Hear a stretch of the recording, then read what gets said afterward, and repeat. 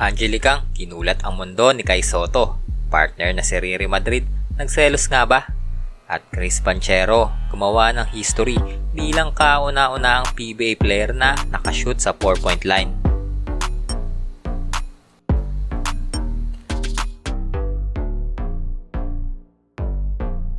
Ayan na nga, 49th season ng PBA nagsimula na. Maraming ang ganap ang PBA sa kanilang opening season. Dito nga ay itinanghal si Junmar Fajardo na Most Valuable Player. At ito na nga ang kanyang ikawalong MVP dito sa PBA. Sinasabi nga na malabo na ngang may makabura dito kay Junmar.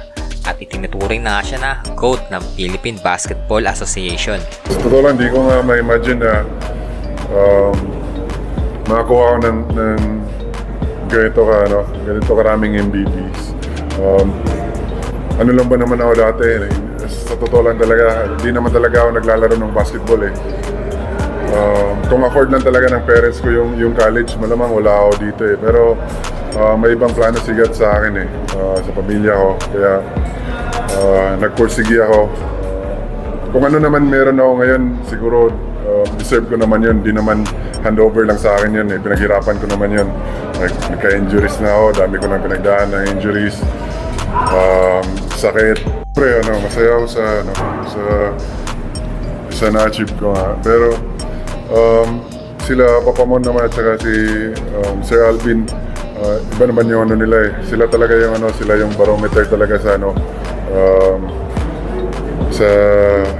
sa MVP. Tapos syempre respect sa kanila since sila yung nag-set ng standard sa sa PBA. Syempre masaya ako na mapabilang doon, pero tingin ko malayo pa ako doon. Sobrang daming deserving na tawaging GOAT ng PBA. Yun si Papa Mon lang. Dami niya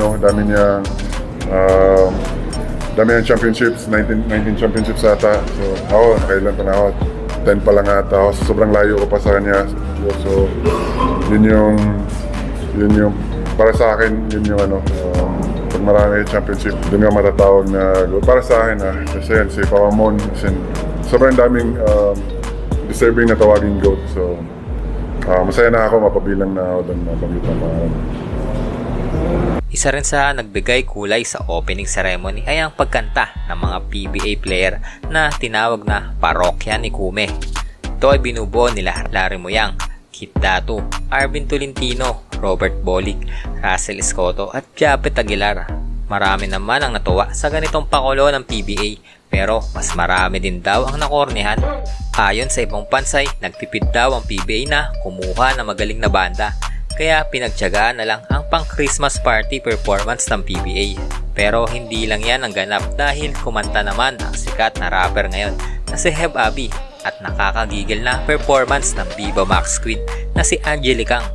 Sa backstage nga ay nahuli pang nagpapapicture ang Gilas Pilipinas Center na si Kai Sotto dito kay Miss Angelicang.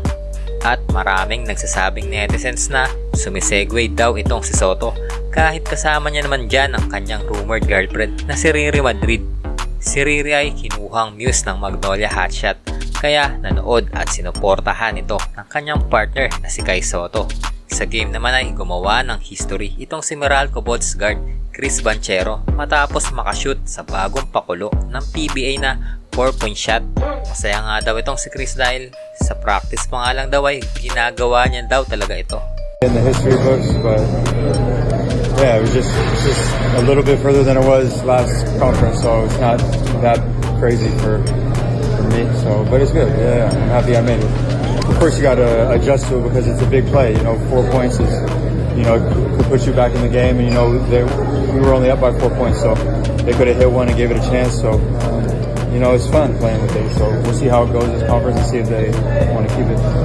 Not really. I just, you don't want to force it from the 4-point line just because it's a 4-point. You kind of want to catch it in rhythm, and I usually shoot from that range, so kind of comes natural.